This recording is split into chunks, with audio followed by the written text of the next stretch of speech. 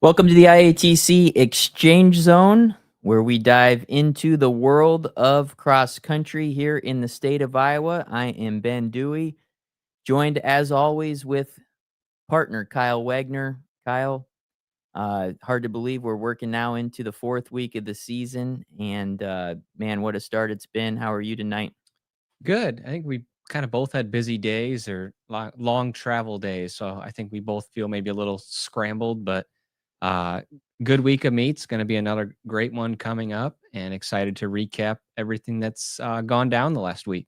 Yes, absolutely. And it is going to be an action packed episode tonight here on the Exchange Zone, highlighted by Class 1A's number one ranked runner, Lily Denton of Council Bluffs, St. Albert's, will join us on the Exchange Zone from her house in Council Bluffs. But it's going to be a great interview to have her on. There's our schedule on the screen. We've got a lot of fun segments planned. Last week we did some team number ones, which we were thrown for a loop, and we'll talk about that in Class 1A girls.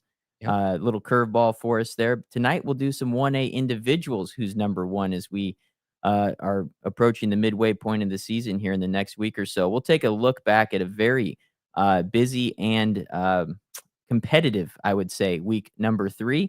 And then we'll preview some really big meets this week coming up. It's a very important week in cross country in the state of Iowa and regionally, as we'll have some teams leaving the state competing at Mhm. GRIAC as well.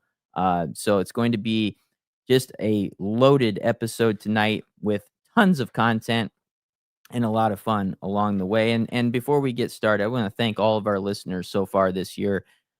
We have been reaching way more households and families this year than we've ever have in previous seasons, and I can't thank you enough for your support. As always, we encourage you to interact with us throughout the season.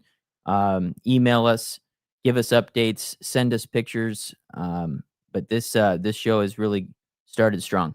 It has, and you kind of already hit on it a little bit, but I mean, some monster meets this week: Mhm. Gilbert, Marshalltown, Tim Thomas. We'll get to a bunch of those and some quick hits, but excited for tonight's episode. Let's start with what was a very challenging week locally, all over the country, the world. But let's start locally first with the passing of a former IATC president, Tim Thomas, IATO president. This was from our social media pages this week. And Tim, a huge part of track and field and cross country, both as a coach and athletic director, and then recently as an official officiating high school NCAA and USATF meets in our state and across the Midwest and country. Uh, Tim coached at Wilton. He coached at Collins Maxwell, Centerville, and Galva Holstein was his last stop. Just a phenomenal person, a man filled with faith. I got a chance to go up to his visitation today in Ames, and it was a very nice setting.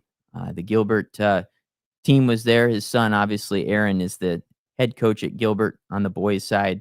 His team was there, just hanging out, and just a really neat and very nice visitation today with the funeral service tomorrow. But we wanted to start there tonight, and fitting his meet named after him in Holstein. The Tim Thomas Invitational, I think, began under his name in 2010 or 2011, and I want to start there tonight because it was held on Saturday, and Tim passed away earlier in the week. So, with his graphic on the screen, let's recap the Tim Thomas Invitational.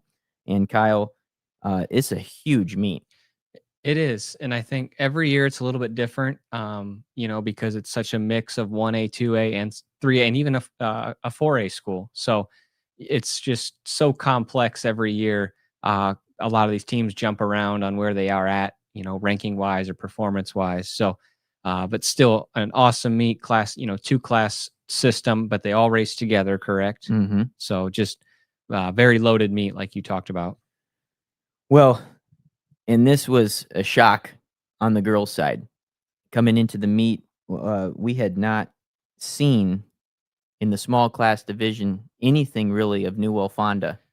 No. Not ranked, not on anyone's radar. They've only ran in one meet, and it was one of the first days you could compete in August. Well, they came out of nowhere and shocked, what was it, 5 or 6 ranked teams in Mhm. 1A and 2A. And this is a team that is going to uh, take a skyrocket direction in the Monday move, which we'll get to in a little bit. But New Fonda wins the small class division.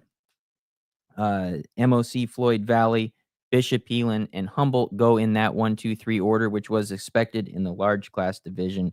But the story was New Fonda, 68 points, 30 better than number 9 Siblio Cheaton in Class 1A, and this New Fonda team was not ranked coming into this.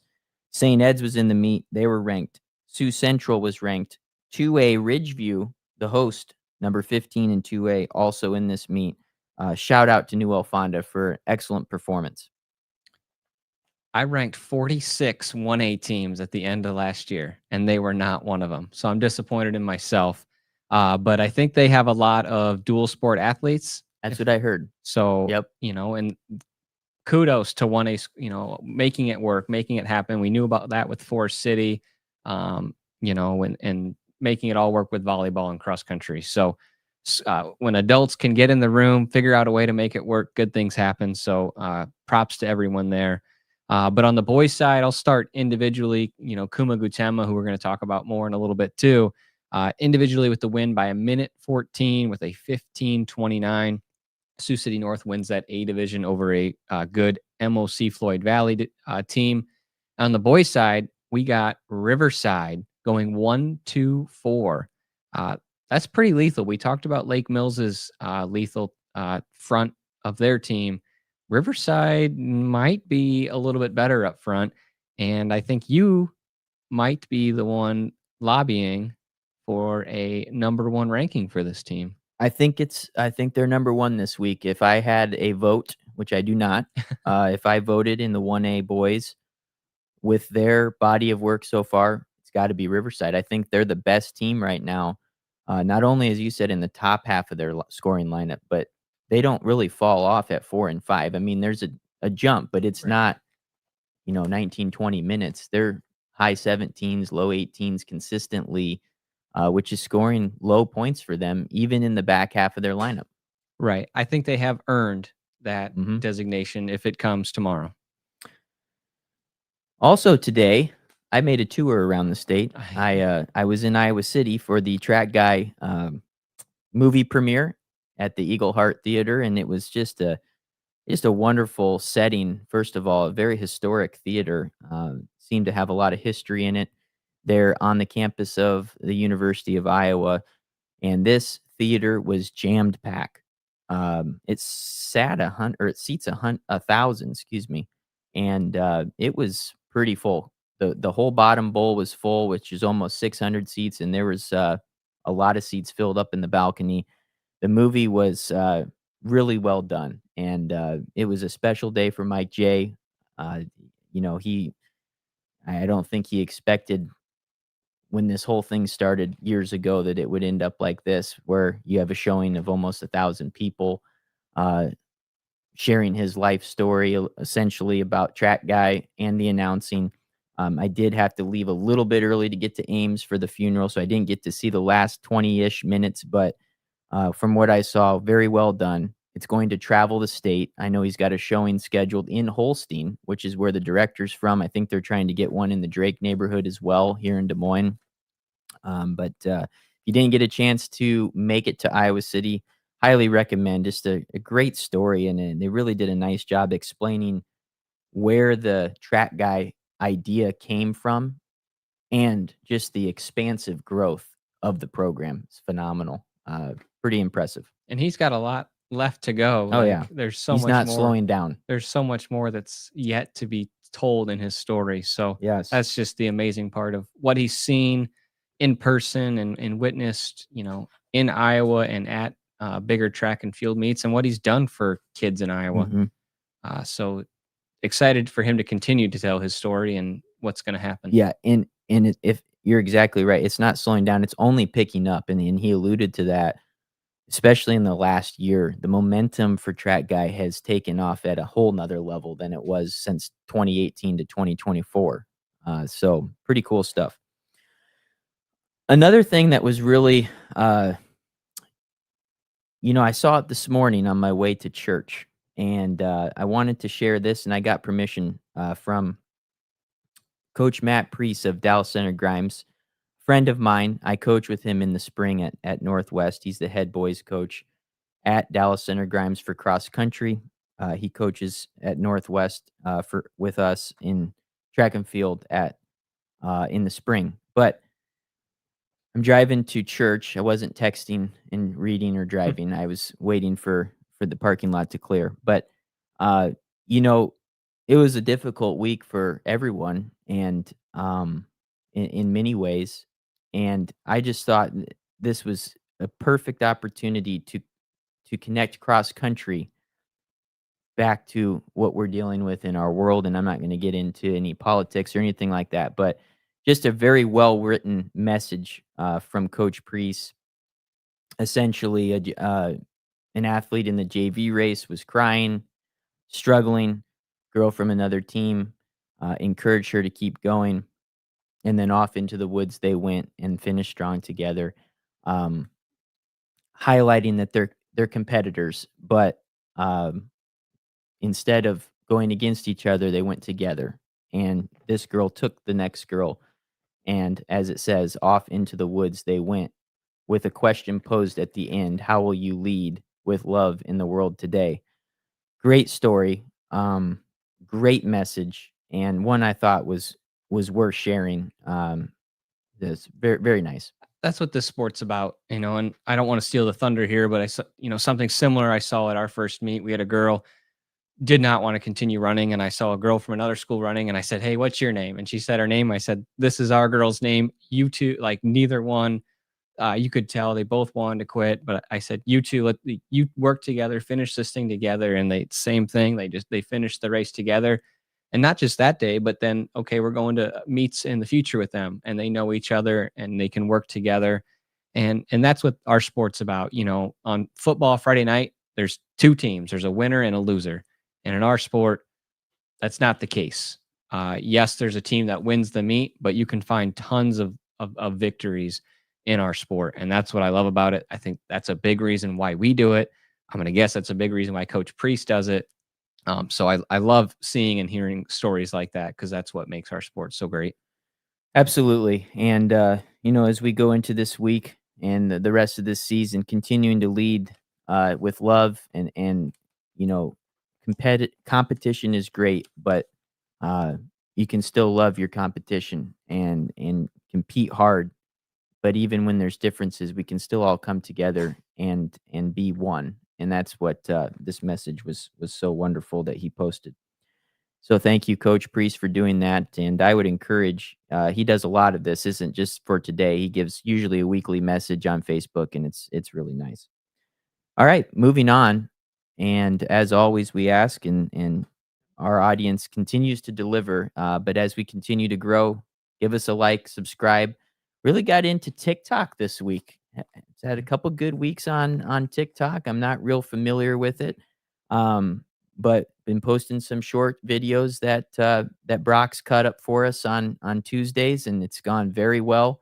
Also been putting those shorts on Instagram as well as YouTube. So subscribe to those. We kind of put some highlights from each episode on those, and it's been fun to see those get likes and posts and shares and all that stuff. And this is where we also stream live on X, Facebook, and YouTube. All right. We said a couple weeks ago we were going to try and attempt to give a tour of the studio. So tonight, uh, this is what the studio started out as, everyone, and this is a bare room here in our office in West Des Moines, and throughout the summer, a lot of work has been put in, and it looks completely different. So Brock is going to come out here with his phone and give us a look at what give you a look at what we see now in the studio. There we are. Hi, Brock. And yeah, this was about a month and a half setup. We got some nice black panels on the wall. Kyle put the shelf up.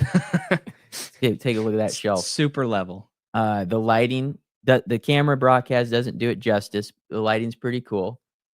Brock, why don't you get a look at these uniforms here real quick?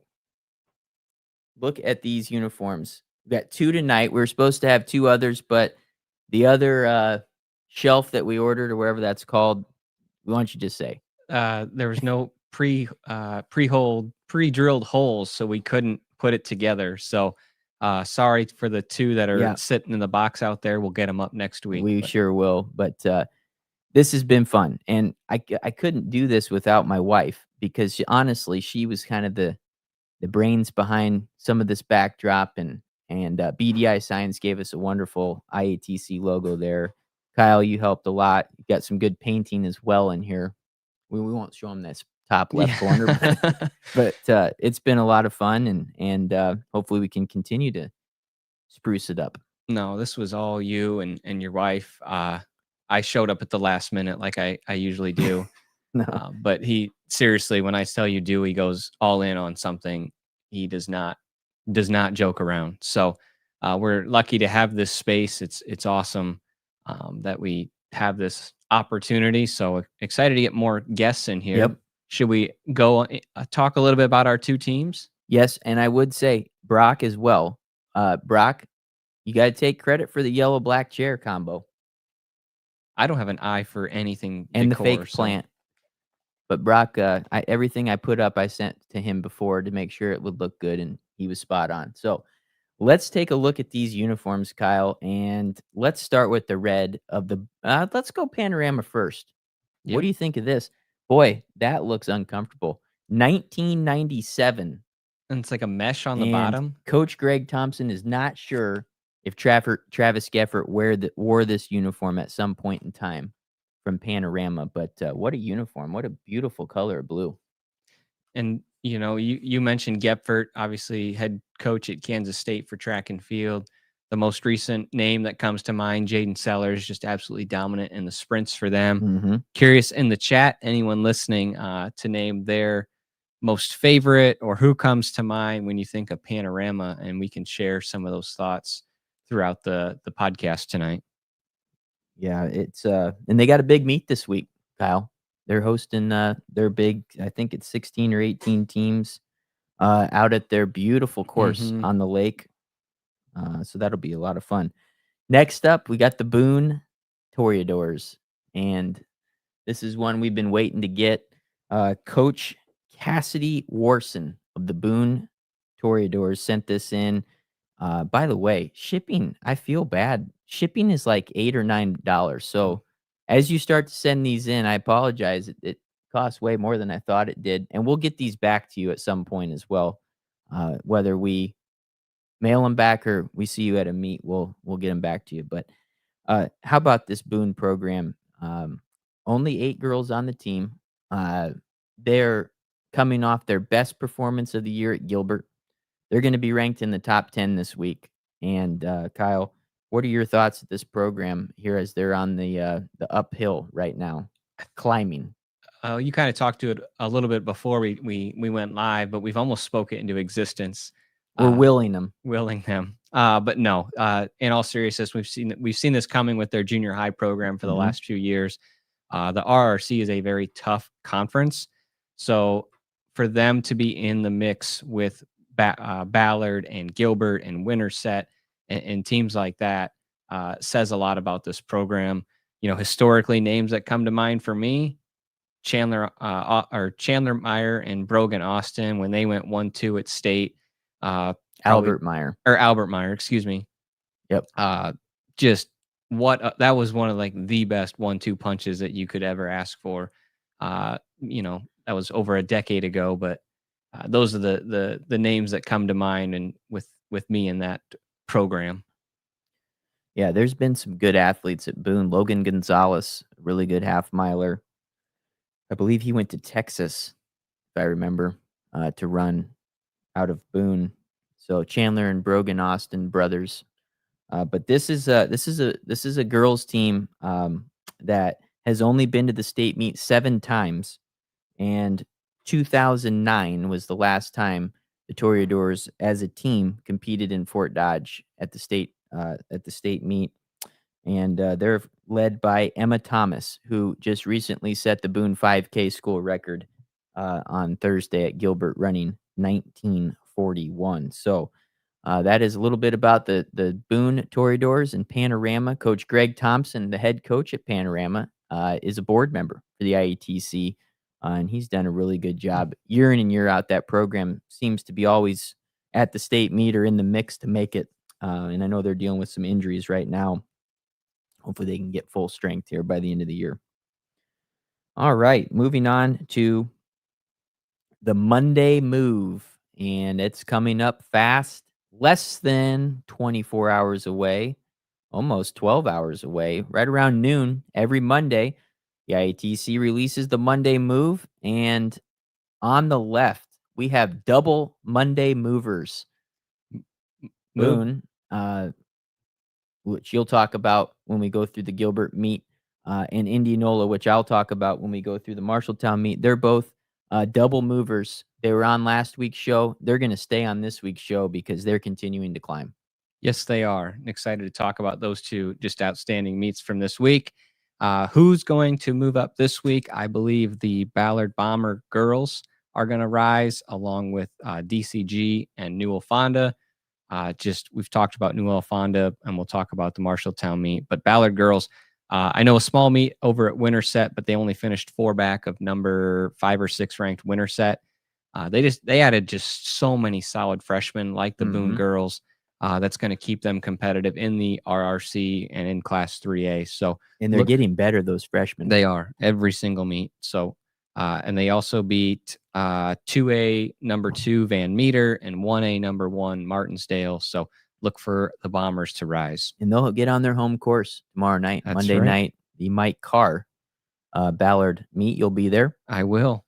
And that'll be fun. So those are our Monday Move this week. Also, an honorable mention is the Dowling boys. Yep. I didn't put the logo on because tell you what, I can't get a read on the ranking situation with Dowling. I was shocked that they got dropped to 10. I'm not sure in 8 years of doing this, Dowling has ever been below 3 or 4.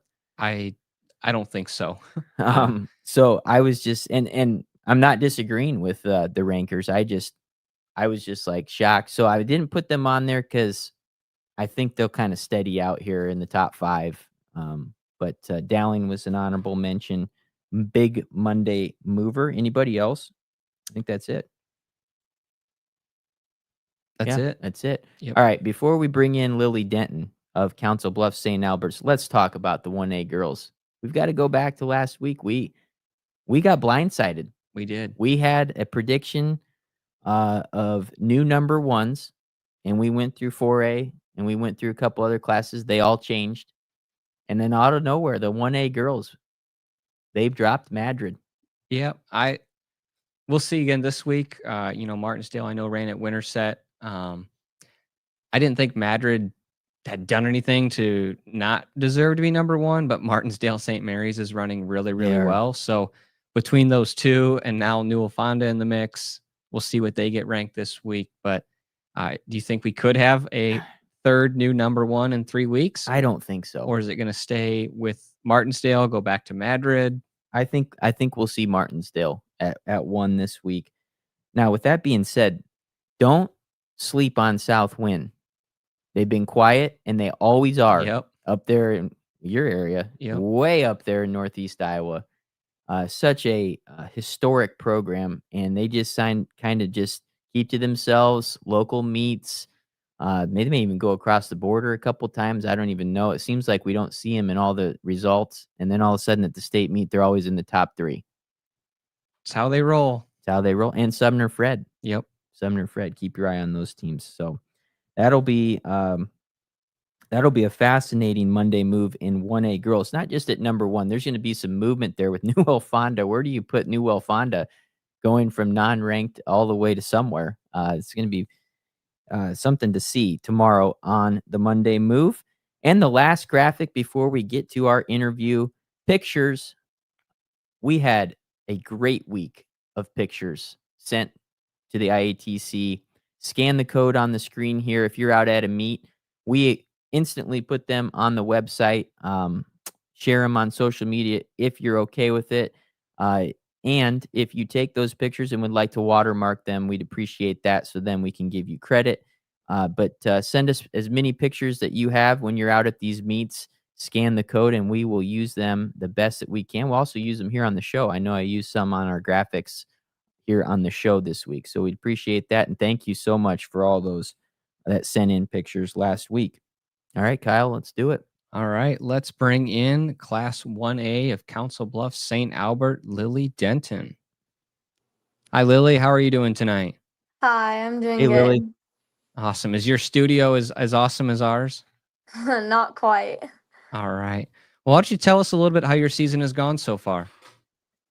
Yeah, so far, I feel like my season's gone pretty good, a lot better than I feel like what I expected. So I'm happy with that, and I'm excited to keep going. That's awesome. So, for you, obviously, number one in Class 1A. What's your mindset like? You know, you probably race a lot of smaller meets. What's your mindset like being that top dog in Class 1A? hmm Yeah, right now it's just kind of keep pushing, see how far we can push, how far we can get, and just keep bettering myself and hopefully setting a good example for my younger teammates. That's awesome. So tell us a little bit. Tell us a little bit about the makeup of your team then. Yeah, this year we definitely look a little bit different. Last year we were able to field the full team, but we only have three girls out this year, two of them being freshmen, so it's a little bit different. But I feel like over the course of the season we'll learn a lot, and hopefully the two of them are able to get better and learn and grow. What kind of challenges do you face with that? With only having two workout partners, or do you get to work out with the boys team? Tell us a little bit about that. Yeah, I usually get to work out with the boys team, so that's a little bit different, but Um, I also end up doing a lot of workouts in the mornings before school, because of volleyball. But so yeah, there's a ton of things to try and tackle. So do you just hint? Did you just tell the world you're also a dual sport with volleyball? Yeah. That's awesome. We totally missed that on the multi-sport stars, didn't we? Yeah, she wasn't on there. So tell us, how do you? I'm gonna. You can get the No, next yeah. one. I'm rolling here.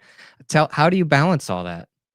Yeah, usually just hit the workouts for cross country in the morning and then volleyball in the afternoon. But on Wednesdays, I'm fortunate enough to be able to work out with the team after school because we get out early from school. So it's nice to be able to work out with them once a week. That's pretty cool. And do you play soccer too? Yeah. Yeah. Okay, she should have been on the Yeah, multi-sport. That's my bad. I'm the multi-sport guy. that's Sorry really about that. Um, well, hey, we're really appreciative of you joining us tonight. Kyle and I have been doing this together for 6 years. We've obviously been doing this for all 4 of your years of high school.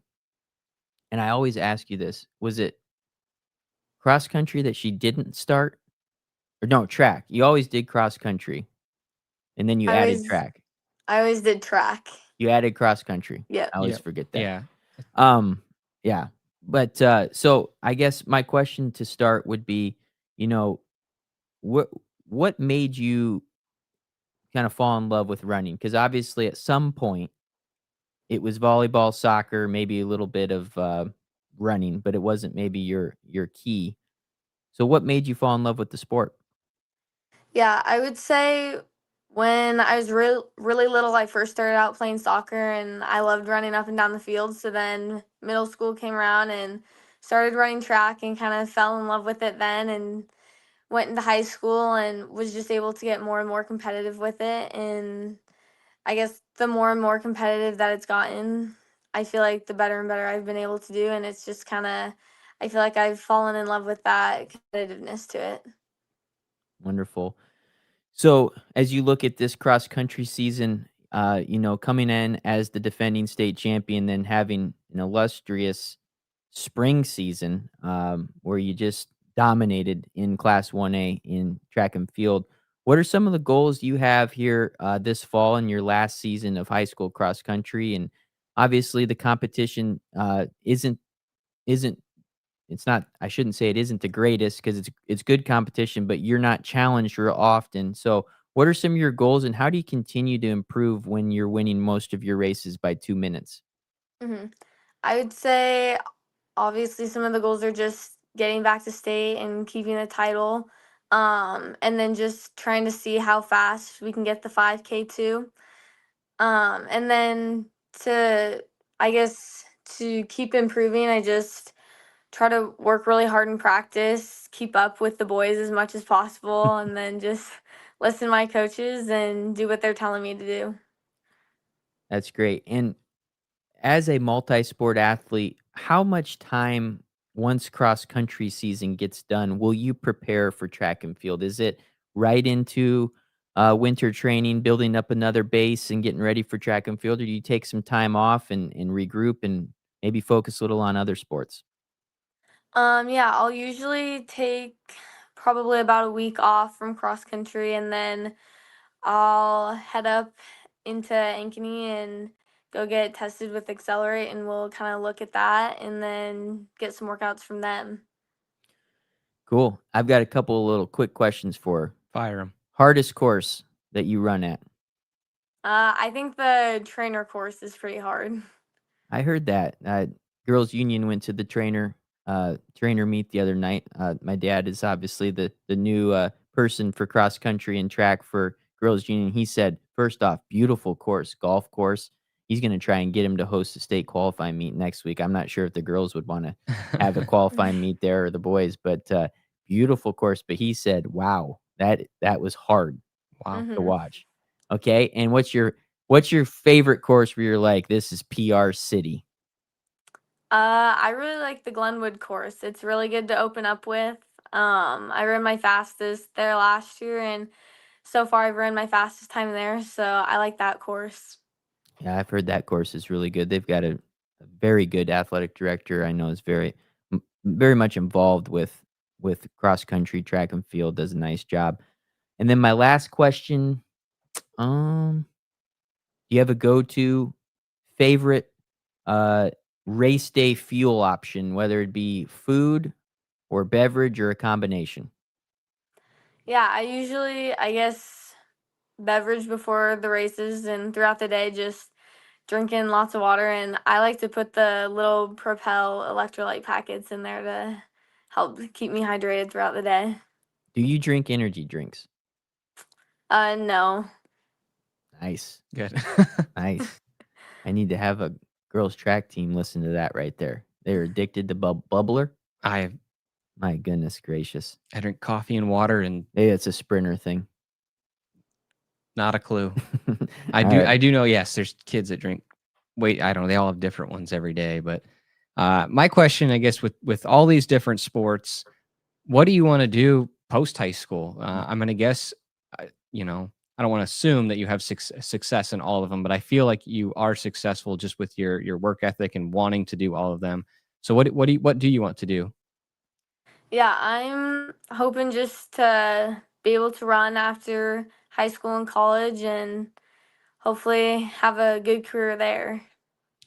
Would you want a dual sport in college, or I guess cross country and track is dual sport, but those two plus another sport, or just those two?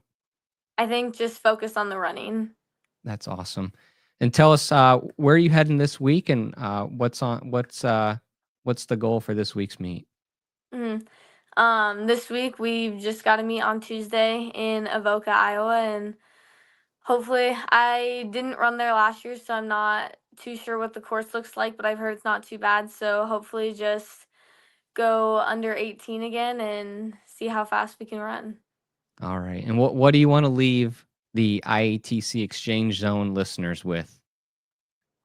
I guess just work hard and anything you can do anything when you work hard. So yeah. Awesome. Hey, we really appreciate it. I tell you what, I haven't got to see you run in cross country, but I've seen you on the track a little bit, and you are it's fun to watch you compete. I love your aggressive race plans. No matter if you're running at the Drake Relays with all the big schools or in your class, I love your fearless mindset when you take the line, and it's fun to watch. And I can't wait to see it this fall and next spring. And appreciate you coming on and also being a listener. She told us before she watches the show as well. So thanks Awesome. again. Yes, Thanks, thank Lily. you for having me. All right. Wonderful. Great interview there. Uh, she's a talent. And, we're going to, I'm not, we've got some really good female runners right now. She might be the top one right now. And when we'll see where that stacks up at the end of the fall and in the spring. But as of right now, I mean, she's ran low 1709 already this year. We had some girls run really well this week. Yeah. Obviously, Marissa, we'll get to someone who ran Mhm. really well up in Decorah. Yep. Uh, But is anyone running at that level and doing it by herself right. every race, like, not even within a 90 seconds to 2 minutes? Man, I don't Yeah. know. It'd be cool to, I wish we, had like a mid-season state meet where we could get all these kids together and I wanna I can't. I wanna start a IATC pre-states. You know how they have pre-nats Mhm. in I NCAA? th- I think that would be But the sweet. problem is teams get so committed and locked into their normal schedules, and you would wanna put it right around this weekend or next weekend when you got Heartland, you got GRIAC. But a pre-states top 15 from the year before or top 15 in the current rankings, teams and individuals would be pretty cool. All class, Let's get it done. pre-states. All right. Well, let's get to some of our segments, and we always like to start with "Welcome to the Zone" because those are the fun names that we introduce once, and it seems like they're on there 6 to 10 more times throughout the season. So you've got this week's "Welcome to the Zone." Yeah, let's start with Simon Wendell of Mediapolis, won the Van Buren meet, which had some pretty good competition, Mhm. including Lincoln Bainbridge. 15:29 for him at, Van Buren. Wills Nesbitt of Jessup. Historically, again, we talk about them as a great program, winning the Bob Scott Invite at North Fayette. Very weird for me. That was always a Saturday meet. So that's during the week now. So great start for Will. We got Lily Myers of Perry taking the win at Greene County by almost 2 minutes.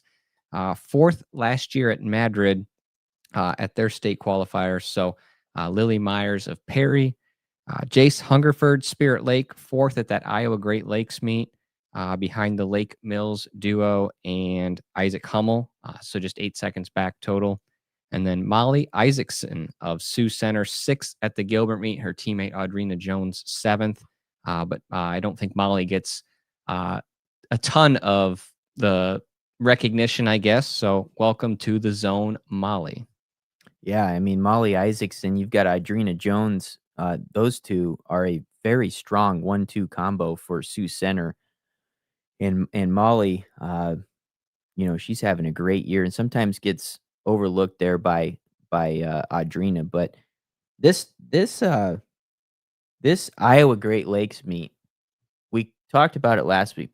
Really cool concept. Those two schools, Okoboji, Spirit Lake, coming together in that lakes area and creating a very competitive meet. I didn't realize it at the time last week when I was looking. Then I went back and kind of went through things, and that's a cool deal. Especially, I remember last year how good those teams were. I know they're Mhm. not quite where they were a year ago, but that's a really cool meet. Let's go to the next one. How are the champs doing? The defending champs. And let's start with the one on the left. And you know what, Kyle? I am being 100% honest. Nobody tipped us off. Nobody sent anything in. but I'm sitting at my desk at school Monday after this Sunday episode last week, and I'm going, we went through those seniors. Don't forget about these seniors. And we didn't have Emerson Vokes on there. The defending champion from Grundy Center. Senior. And dominant too. I know. I was so upset. And, this week it was the Charles City meet, I think, was split. Had the chance there to race against Gomez, ranked number 2, I believe, or 2-3 in Class 2A. Split race because he's only a sophomore. So that would have been exciting to see those two.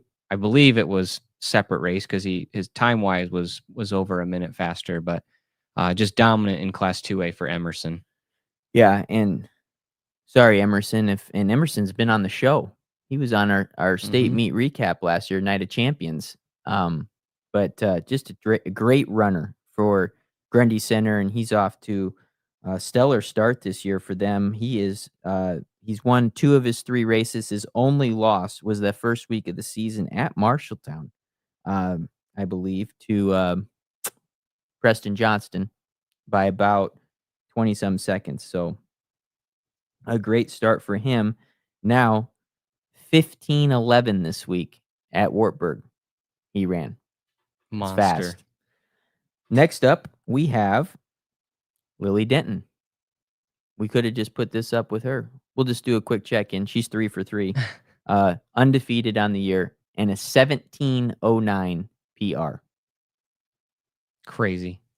And she says she's like trying to keep up with the boys. I feel like the boys might be trying to keep up with her. Man, just outstanding. And we just talked about the multiple sports, but yeah, doing it with volleyball. That's crazy. And working out, getting up early. There's a college that really needs to, and she was talking prior to the show. She's in her official visit stages, so she's very well sought out. But whoever gets her, I think knowing the multi-sport aspect is even a bigger plus. I would say so. Yeah. All right, you're up next. What do you got? Should we go to Quentin? Yeah. We owe him 2 apologies. We do. 2. I owe him 1. The one, we've been pronounced his name wrong. Yep. Naaman. I do apologize. I grew up, I went to college in Dubuque, worked at a store with someone, same last name spelling, pronounced way different, and they were from the exact same area.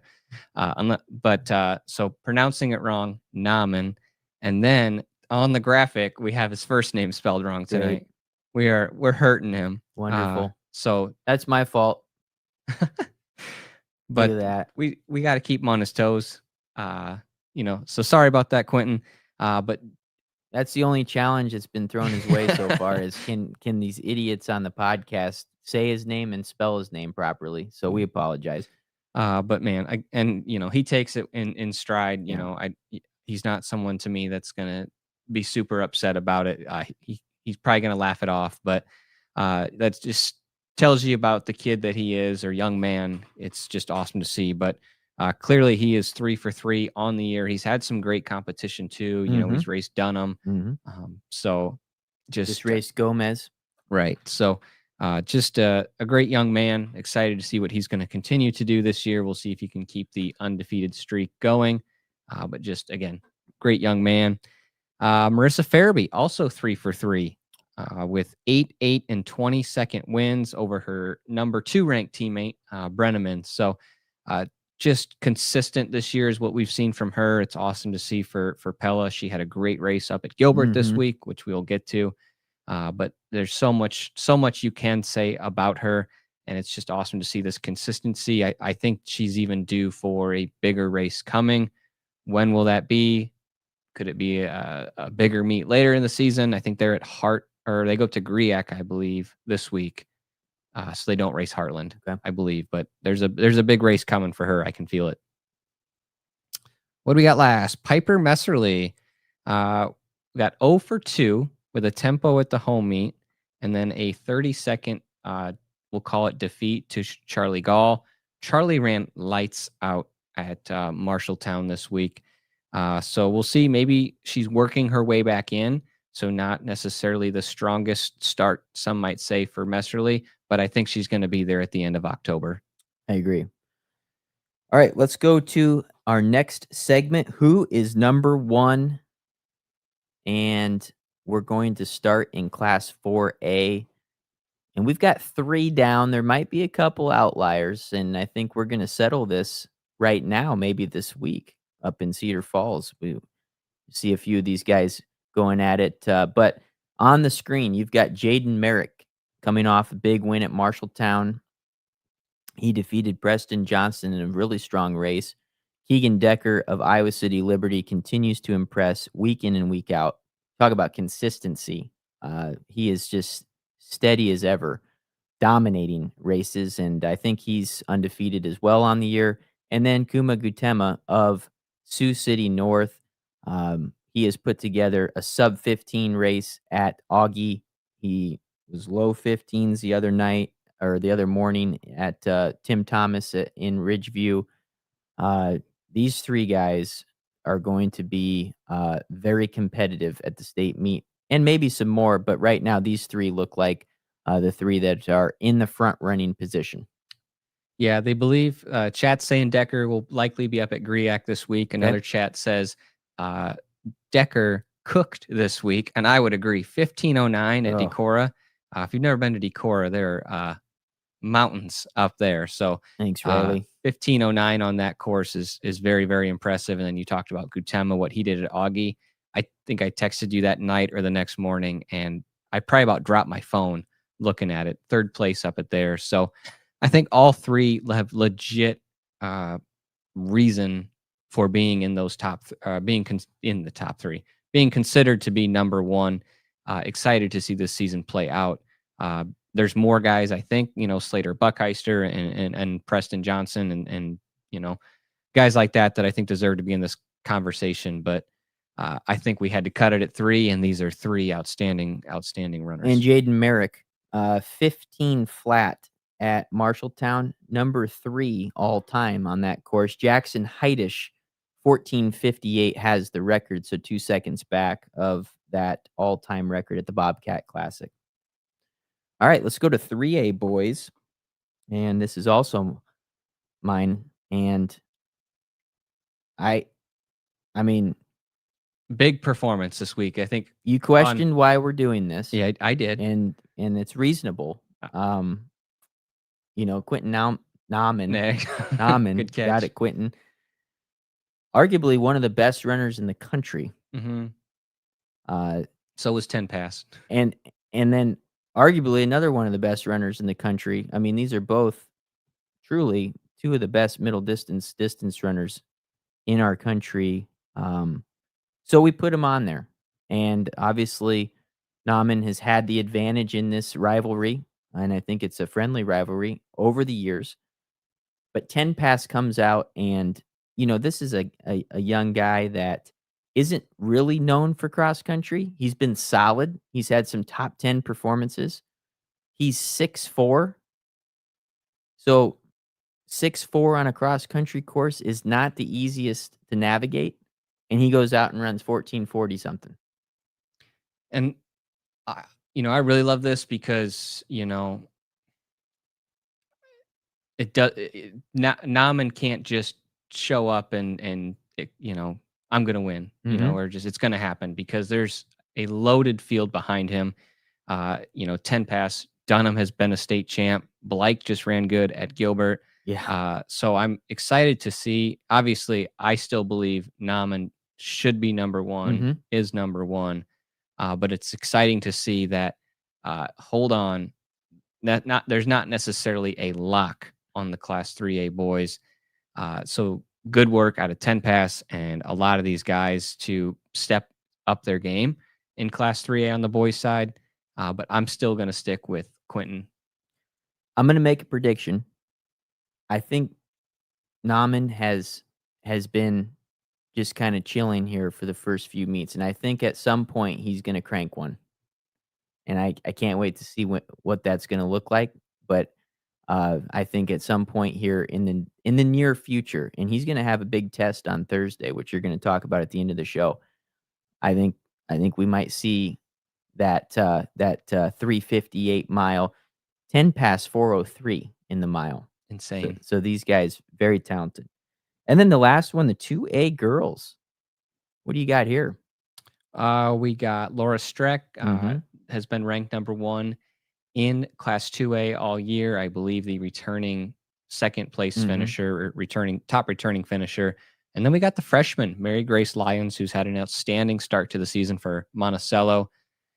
Streck doubled up this week, ran Tuesday on a very tough Winterset course. It was hot. Ran again Thursday at Gilbert when it was 85 degrees. So big week for her. Looked incredible at the Gilbert meet. So I think it's a fair discussion between these two for who's number 1 in Class 2A. And the chat, I just pulled it up. I've never looked at the chat before in any episode, and we're just full of mistakes. This is what's great, is when you have people interacting in the chat. Sorry there. I was looking at Cal Murdoch's official Bobcat top 60 list. Never mind. Sorry. Jaden's, but 1456 for Merrick at the Bobcat. So there it is right there. Hey, I went 1456. Thanks, Jaden. Thanks, Jaden. But congrats. That was a great performance. Fun to watch. And Preston Johnson was 15 flat. So there you go. And Jaden heading up to Griak. Yes. All right. And then in the 1A girls, we didn't make a graphic for this one. But it is worth noting that there is, similar to Nauman and 10 pass, there's another young lady in Pekin who is on fire this year, and that's Chloe Glosser. Luther All-American champion. Wow. That's a prestigious honor. A lot of out-of-school meets teams in Minnesota, Wisconsin. Obviously Decker won the boys' side, her to win the girls' side.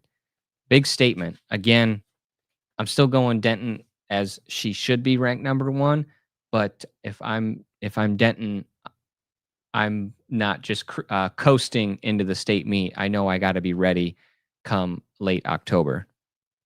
For sure.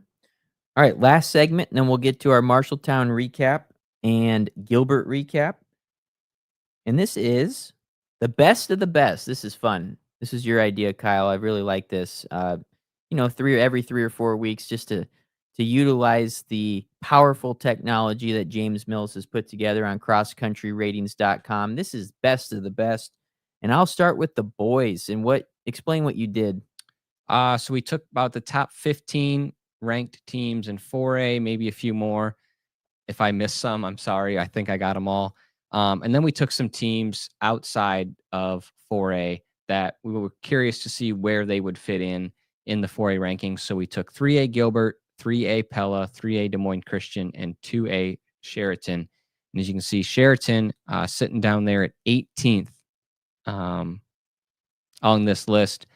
Pella 7, Des Moines or Mount Vernon, Lisbon at 14, and then Gilbert all the way up at 2.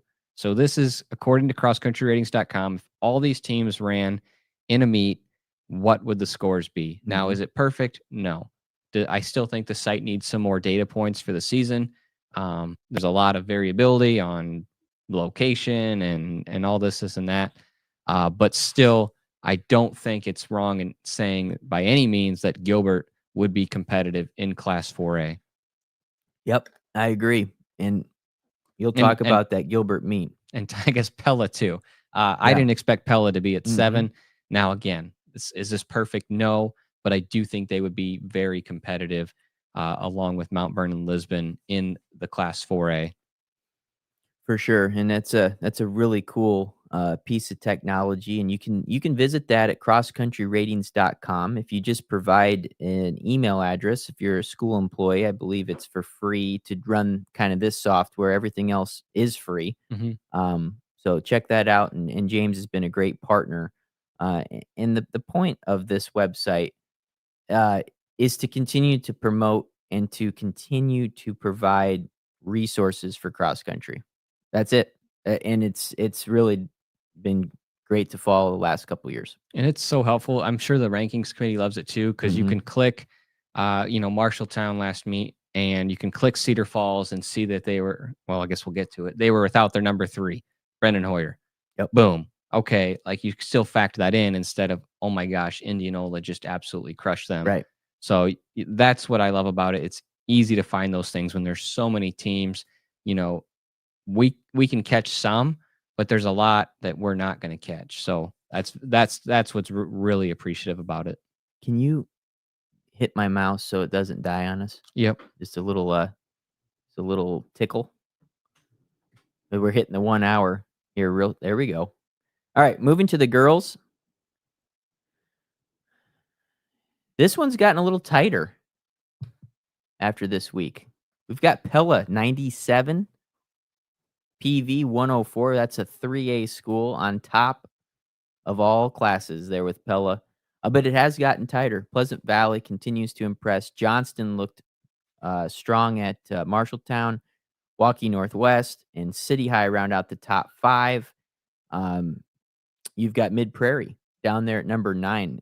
They looked really good this weekend. Were they at Monticello? I think they were at Monticello.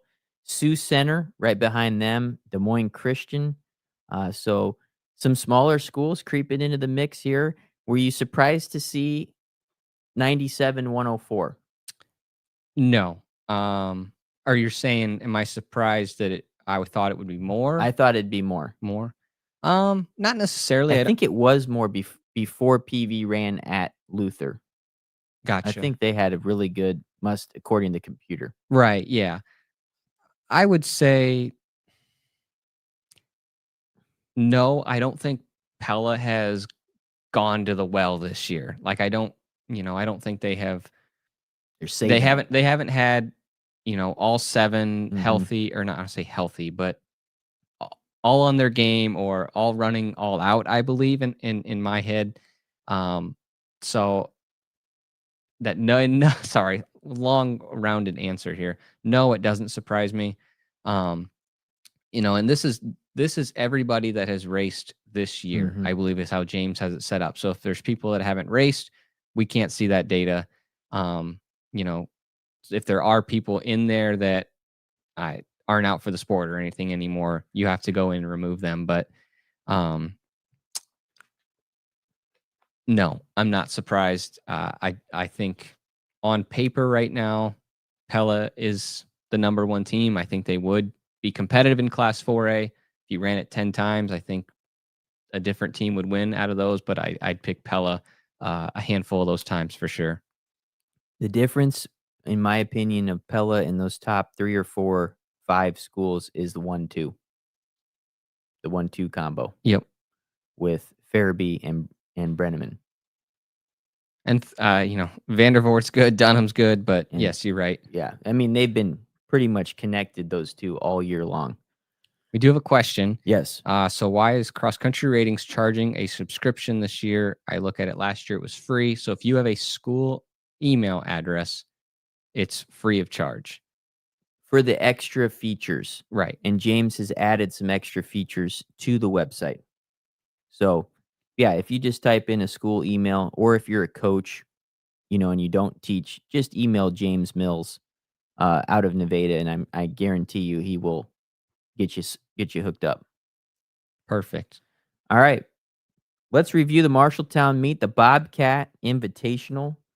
And man, I was looking this up, and then Jaden commented, which I'm glad he did, but I was looking up to see what year this was of the Bobcat Classic, and I can't find it.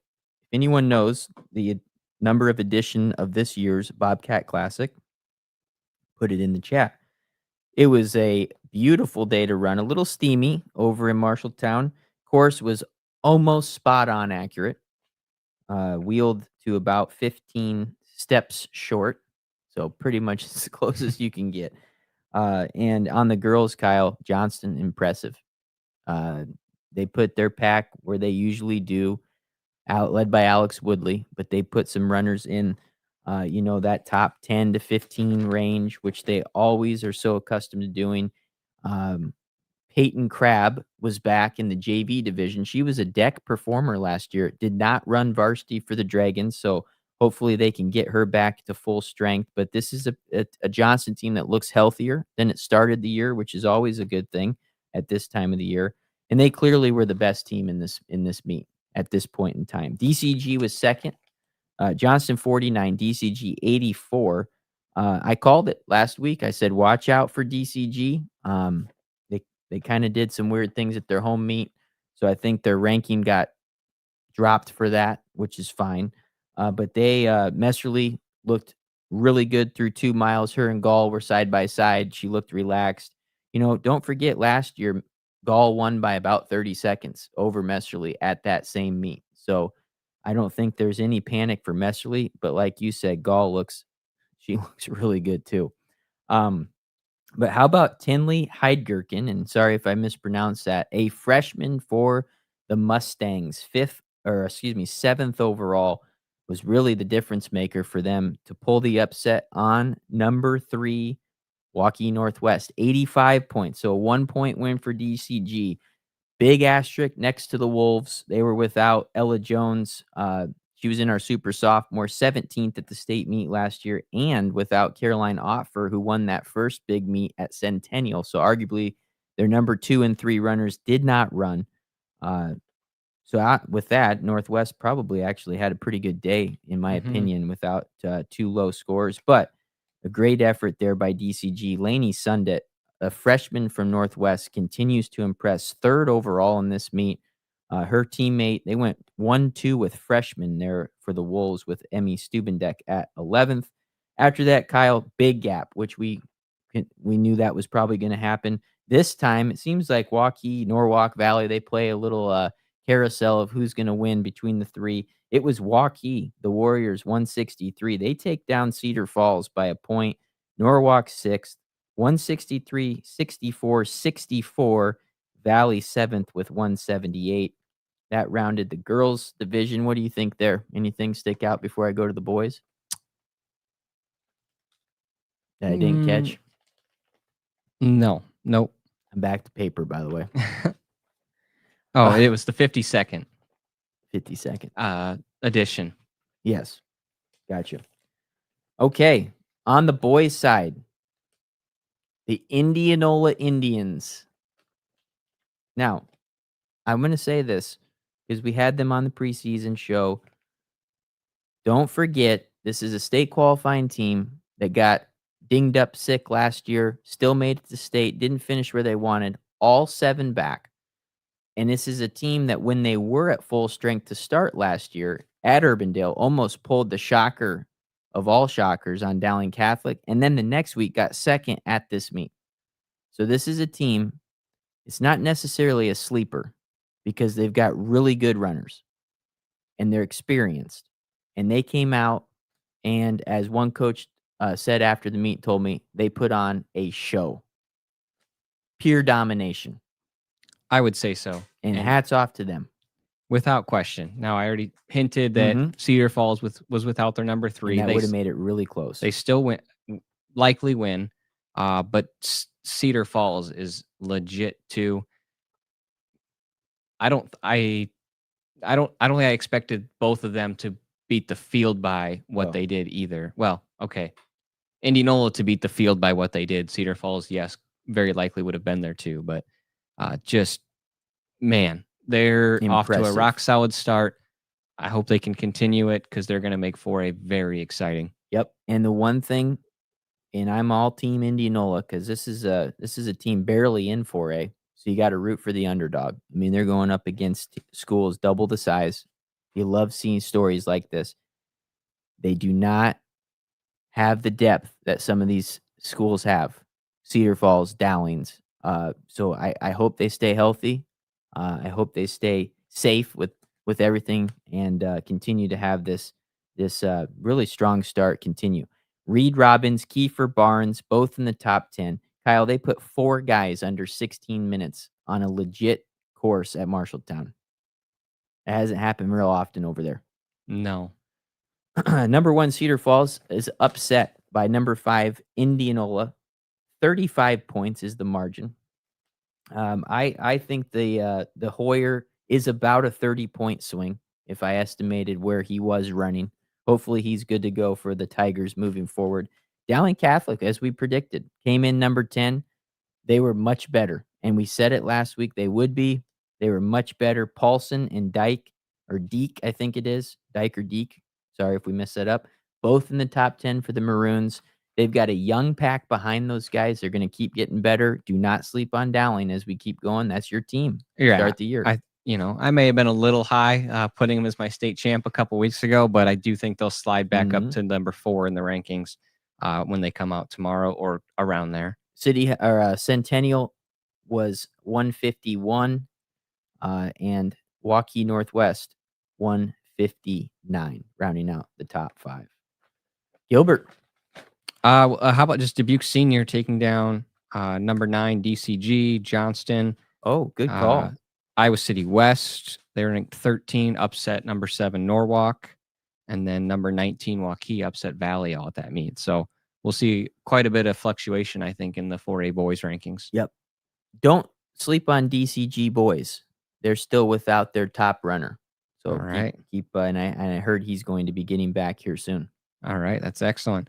Yeah, how about Gilbert? Let's start with the girls' side. A 49-point effort for the Pella Dutch, taking the win over 3A number 3 Des Moines Christian, and 18 points back of them is number 4 Sioux Center. So pretty competitive there with Des Moines Christian. Sioux Center was very much looking forward to that race, and then 12 back of them is number 6 Winterset, who had just raced on Tuesday at their home meet. I think they go Tuesday, Thursday, Monday. No, they're not at Ballard. No, I don't think so. It was like it's 3 races in 10 days or something. So they're going to be battle tested for sure. And then behind them is the jersey sitting behind you, Boone. What a performance! Only 7 back from Winterset and upsetting number 6 Solon by 15 points. What a day! That's why they're going to move on Monday. Then we got 2A, number 3, Van Meter, only 3 back of Solon, and they're 11 ahead of ADM. Then we got West Marshall, I would say the surprise team of Class 2A this year, ranked number 5, only 24 back of number 2, Van Meter, and Van Meter is really, really good. They were 14 ahead of 2A's number 8, Forest City, so you can kind of see the rankings got it right and how they sit. Madrid runs well, finishing ahead of 3A's Gilbert. They didn't have Anderson or Tallman, so we got to keep that in mind with Gilbert this week. That's their 1 and 3, so probably would have been much different for Gilbert then. But then they are 9 ahead of 1A number 3 Earlham. And I think you had there that Madrid was missing their number 4. Yep. So really good meet. It was hot, just like Marshalltown. But the kids handled it well. I'm glad. I think maybe. Do you think 2 years ago that meet might have got canceled, or because I think we do a better job now of letting coaches decide, like, hey, this kid shouldn't, or these kids should run, these kids shouldn't, or yeah, maybe. I mean, to me, I don't think a meet should ever really get canceled, especially a varsity competition. Now, if it's like crazy hot, maybe. But Right. I've seen adaptations been made. I've seen Ankeny Centennial hold a meet in the morning before. I've seen teams just running one division and starting at 7 o'clock. But I don't know. Hopefully they have the meets Monday this week at Ballard. Yeah, It'll be pretty same temperature. it looks like it's getting a little cooler than what they were projecting. So exciting there. Individually, it's Fairby. Let's see. Fairby and Streck, and then she was 6 seconds ahead of Brenneman. So was that right? That Streck beat Brenneman? Brenneman beat Streck for second, third. Yeah. Yep, I got that backwards. And then you got Erzin for Des Moines Christian in 4th, and then a great race for Grothus in 5th, and a very good field of Madrid. Mm-hmm. So great performances there. Anything else from the girls' side? I don't think so. All right. Gilbert boys take the crown at the home meet. Also just want to add, thinking of Coach Thomas, and he's in our thoughts. Big, tough week for him, obviously. So again, thinking of Coach Thomas and the Tigers, but 35 points in a field with 12 ranked boys teams. I told you it's their best team. And I texted Aaron the day after, and I said, "This is, I mean, what a performance they put on for him." And Tim started that meet. His dad started that meet as an official for the last 5 or 6 years, and those boys, and I meant to put a picture on the screen. Gosh darn it! Uh, Ames Tribune captured their runners coming through, a couple of them pointing up as they cross. Really cool. But I texted him and let him know that that was a special deal, and then the boys show up today for I mean, pretty cool. Yep, it talks about the program that he's built. Mhm. Probably learned a lot from his dad, without question. So, Tigers there obviously get the win. Pella, I think, looked really, really good again. They seem to get better every single week, and they had a 30-point advantage over number 7 Des Moines Christian. Des Moines Christian holds off number 9 Sioux Center by 23, and just 4 back of them is number 6 ADM. So upset 9/6 for Sioux Center there. I want to give, I believe it's Ty Miller of ADM. He was like maybe their 5-6 last year, running really well for ADM, a sophomore there. So big shout out to him. They take down number 10 Clear Creek Amana. I thought another school that had a great day, another RRC school, Carlisle, unranked, as they beat number 18 Solon. And then number 2 in 2A, Forest City, gets 7th in this meet. So good day for them as well. They beat number 6 Pella Christian. So that's a nice 2A ranked battle within this big meet here. Again, Forest City over Pella Christian. And they're also ahead of 1A number 4 Earlham and 2A number 16 Van Meter. But individually, what a performance for in his opener, Caleb Tenpass. We talked about it quite a bit already, but a 16-second victory. And I would say Logan Blake's best race of his cross-country career for second. Dunham in third for the Pella Dutch. Individually, just a great race, but what an opener for Tenpass. Yeah, absolutely.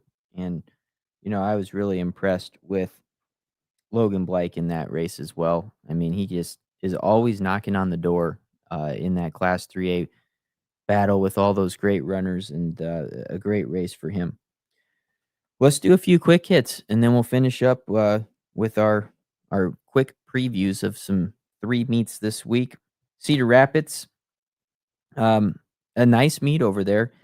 PV boys over Bettendorf. Those two are going to see each other a lot this year. This time PV gets the advantage. Kennedy was behind them. Those 3 schools, along with Prairie, going to be a lot of fun to watch this season. Great day for Mount Vernon Lisbon as well, without Dawson Scheil. But overall, in that boys race, it was AJ Wiley over Slater Buckheister for the win for Bettendorf. AJ Wiley's had a great season. Buck Holster, same thing. 2 very good runners. And then Izzy Harden wins that girls race by 18 seconds over Jolie Sullivan. I mean, Izzy Harden is having a year so far for Makokata. Centennial girls get the win. That's all I have. All right. Fire off some more. Unranked in 3A. Newton, only 9 back of number 15, Williamsburg. Number 13, Storm Lake, beat number 15, MOC on the boys' side by almost 30.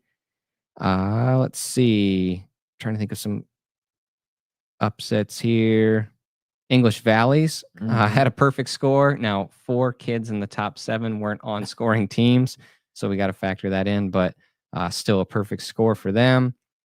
Let's see. I'm trying to get some.